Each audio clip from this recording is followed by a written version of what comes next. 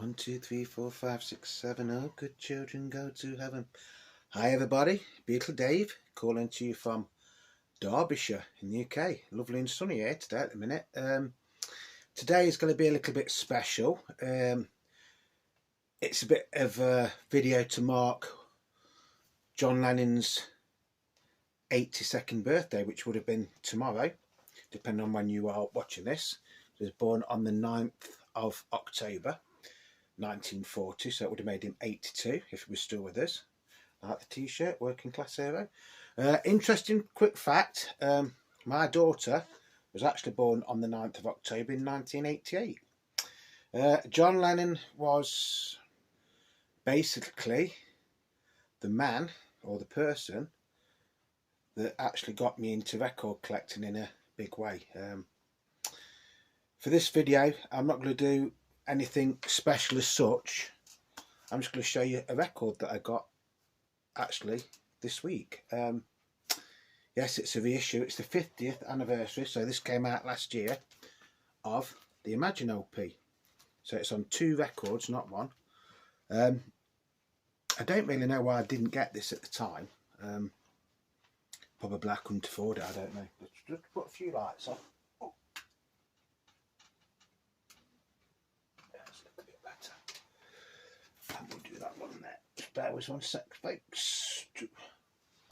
Yeah, so like I say, John Lennon was born on October the 9th, 1940, and unfortunately he died, or was murdered or assassinated, whichever way you want to say it, in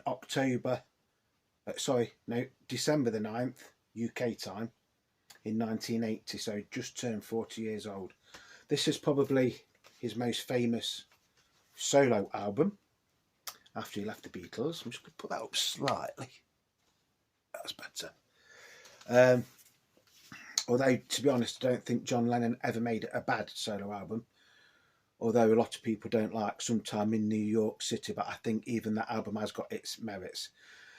But today, like I say, we are going to look at this, which was released for the 50th anniversary of the Imagine LP last year. So it's, like I say, it is 2 records, and these are on white vinyl. So we'll come to the records in a minute. Just take them out. So basically, it is a remaster of the original album, and then you get a extra disc with not demos as such, like alternative versions of the rest of the majority of the songs. So that is, it's still got the shrink wrap on it, look, and the height. That is actually the track listing. I don't know if you're going to be able to see that. I will leave that there because I know some of you like to freeze and look at it. So we do get some goodies with this. You get 1 postcard. Now I've got a UK version, an original UK version, which has the postcard and the poster, but this was the only postcard you got in that. But apart on this one you get that, so I don't know if that was just like released in America as well. I mean, that's like John taking the mickey out of Paul's Ram album, isn't it? Also, I've been told. Then you also get this massive poster, and the nice thing about this is it's completely different. The shot isn't. John at his famous white piano at Tittenhurst Park, where this album was actually recorded, but this is actually on like a textured paper, which is really, really nice.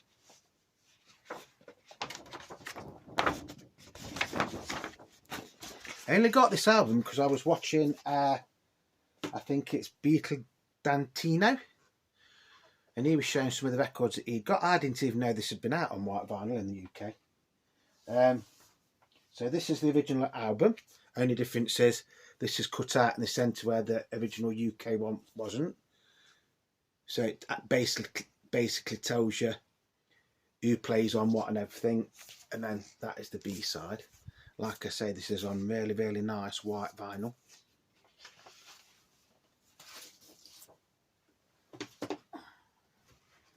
So that is side 1. Lovely photo of John. John and Yoko had a fascination with white, didn't they? the White Album, you know, that obviously the Beatles did the White Album, and then didn't he do the music room or the piano room in Tittenhurst Park with just white walls and white carpet and things? And obviously by the time of like Abbey Road, John went around in a white suit, didn't he? So that is record 1. Can work out how to get it back in. Lovely sounding album, by the way. Some people think that coloured vinyl doesn't sound as well as black vinyl. 9 times out of 10 it does. In some cases it can even sound better. This is slightly remixed from what I can make out, this album. And then you get the sessions as well. So on here you get Imagine, Crippled Inside, Jealous Guy, It's So Hard, I Don't Want to Be a Soldier, Give Me Some Truth, Oh My Love, How'd You Sleep, How, and Oh Yoko. So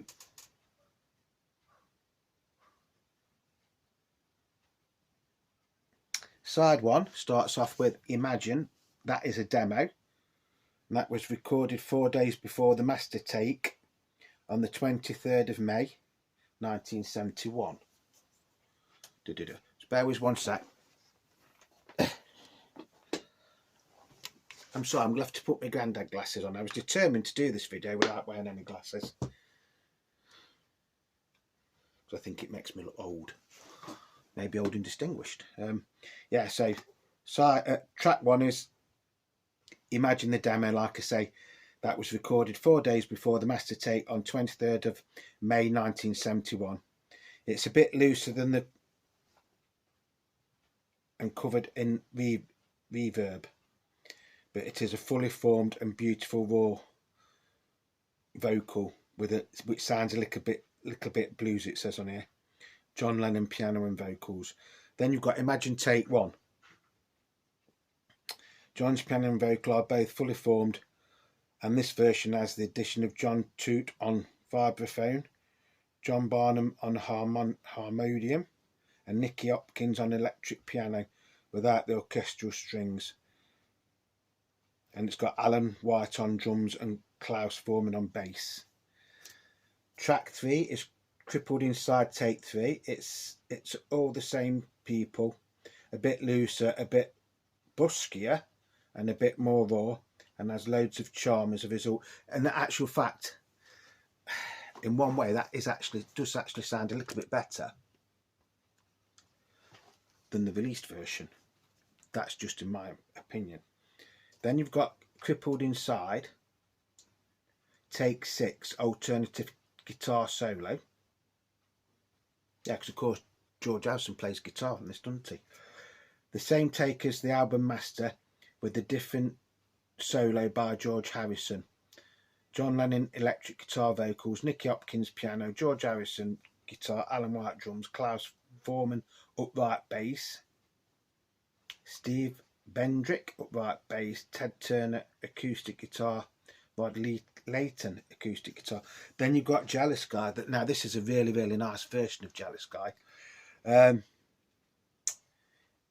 Take 9, halfway to the final version, which was take 29, comes this beauty with Joey Molland and Tom Evans from Badfinger playing on it, on acoustic guitar, John Lennon acoustic guitar and vocals, Nicky Hopkins piano, John Barham harmonium, Alan White good vibes it says here, Jim Keltner was on drums, Klaus Foreman was on bass, and then as I said before, Joey Molland and Tom Evans on acoustic guitar. Badfinger also was uncredited but played on the concerts for Bangladesh, believe it or not. Then we get It's So Hard, which was take 6, before the overdubs with John's piano and King Curtis on saxophone. So I never knew King Curtis played saxophone on the original one. This raw and rocking version has John on electric guitar and vocals, Jim Gordon on drums, Klaus Foreman on bass, much less reverb all around, and includes a little guitar solo from John. Oh, right. So side 2 kicks off with I Don't Want to Be a Soldier. Again, one of the most outstanding tracks on Imagine, but really I think that would have fitted better on Sometime in New York City. But again, that is just my personal opinion. And this is take 11.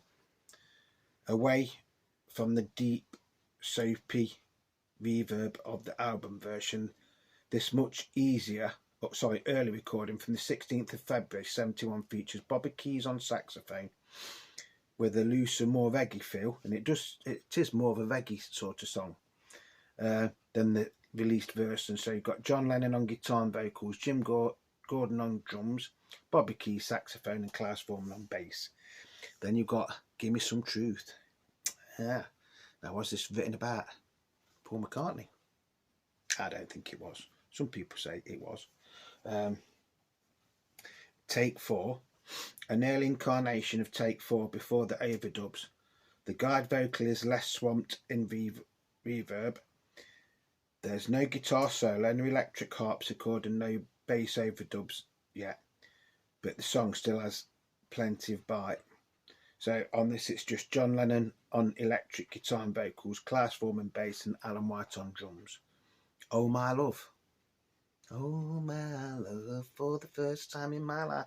See, again, this is another song that fits perfectly on Imagine, but I think that would have actually fitted on to the Plastic Ono Band album as well.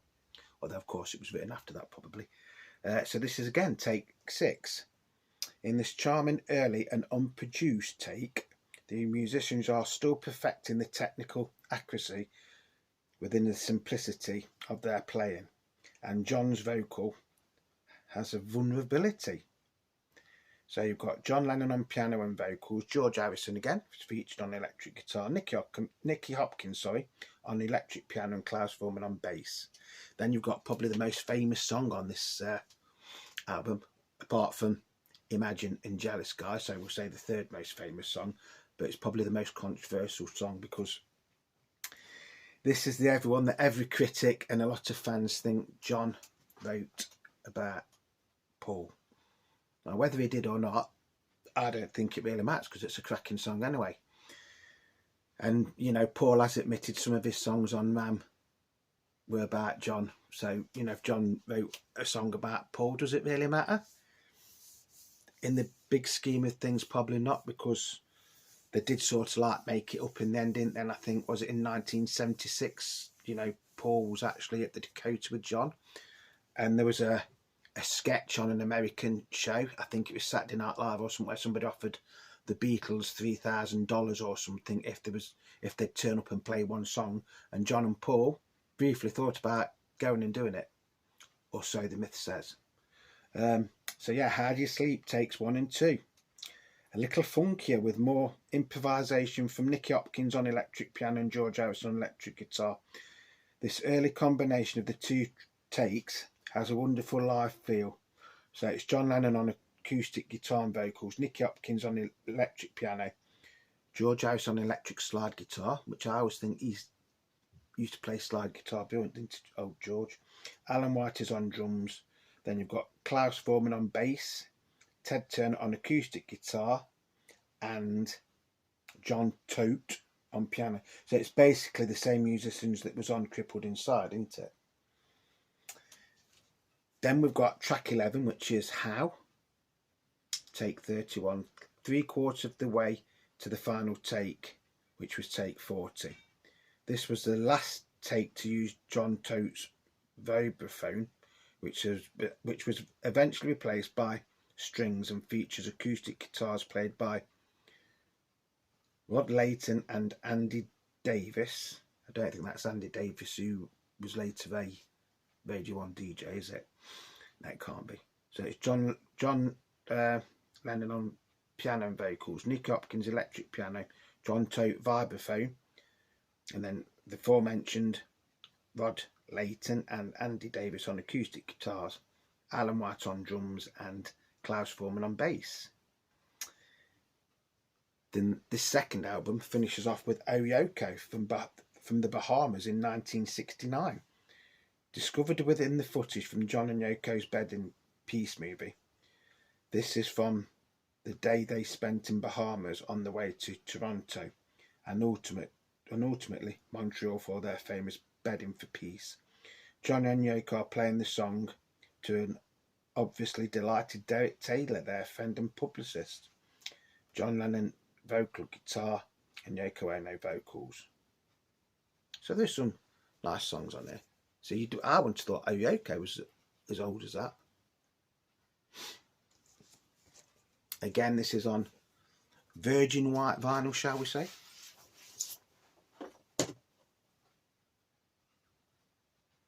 That is side one. You can't really tell, but it says it really, really in very, very small right there. It's a different label. This is the Outtakes album, in other words. I have played this, but I haven't played the first album. I actually played it on the Project yesterday afternoon. Project turntable, that is. Yeah, so I don't know why I didn't get this at the time. I think I just thought, why do we need another reissue of Imagine? Which was wrong. This year, to celebrate John's birthday, we haven't really had anything, have we? The supposedly box set version of Sometime in New York City has gone very, very quiet. Whether we're going to get it or not, I don't know. Yes, we are getting the Beatles Revolver box set. So whether the Sometime in New York City has gone on hold while that comes out, I don't know. Probably some of you out there know more than me. You'll have to excuse me, I've got a sore throat. So yeah, John Lennon is the bloke or the person that made me become a record collector. Or a serious record collector, shall we say. Yes, I was into records before I even knew of the Beatles. I have touched on this slightly in another video. But when I heard of the murder of John Lennon, that made me basically become a Beatles collector, or Beatles fan, which turned me into a Beatles collector, which obviously made me become a John Lennon collector. I think John Lennon was a very, very misunderstood person in a lot of ways. Some people think he was taking the mickey with his peace campaigns. I don't think he was. I do think he was very, very serious about his peace campaigns, but he did it with humour, which I think confused a lot of people. At one point he did say, you know, I can go around shouting peace, somebody's going to shoot me. Or I can play it like, or him and Yoko can play it like they're the Laurel and Hardy of the peace movement, which to a certain extent they were. I think he was very, very political in his mid-70s or early 70s, after this album, especially with the Sometime in New York City LP.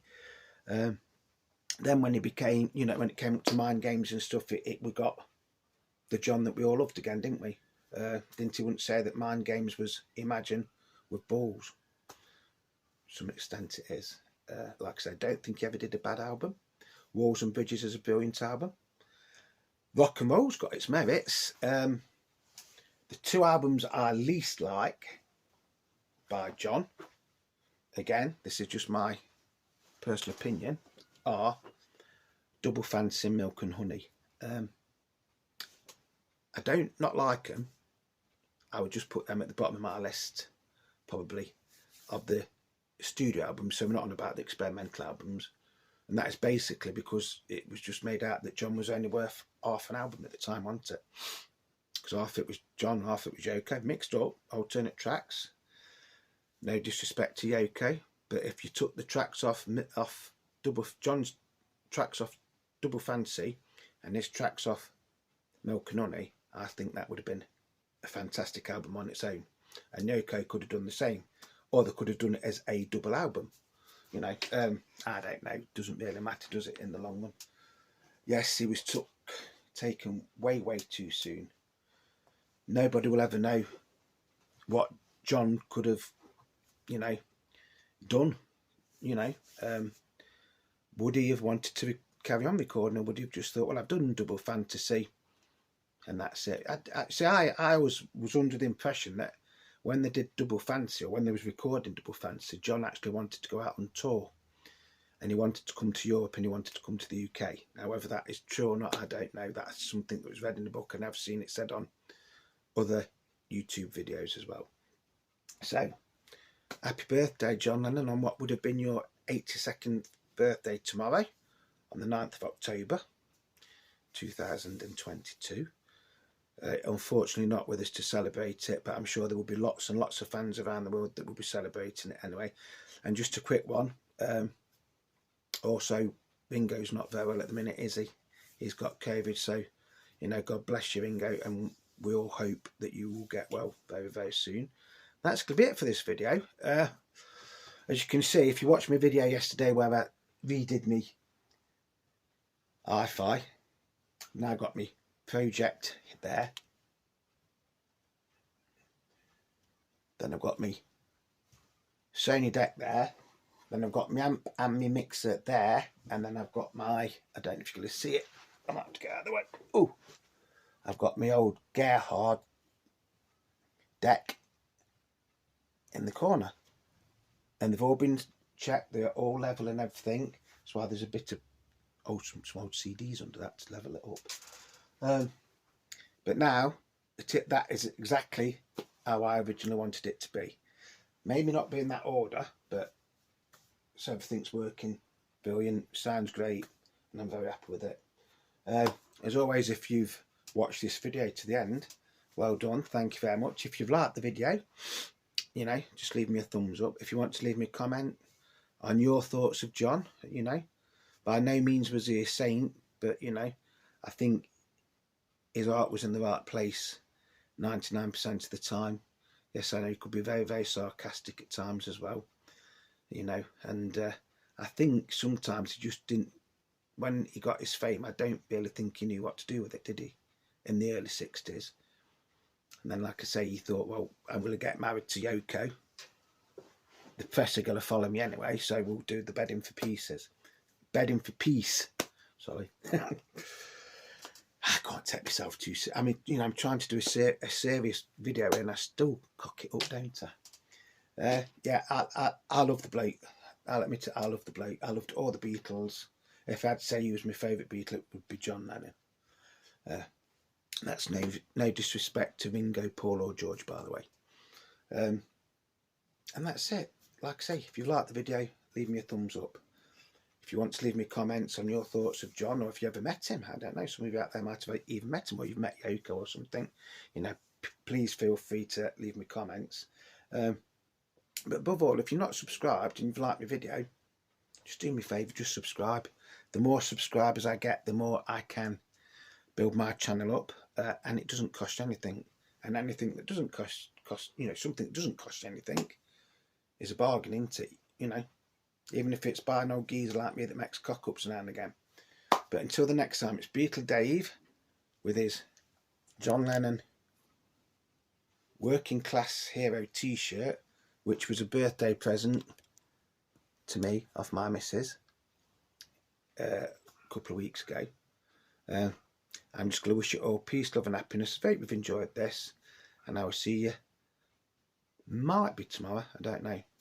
But until then, just stay safe. Remember, Beatle Dave loves you all out there. So until next time, it's ta-da, me ducks.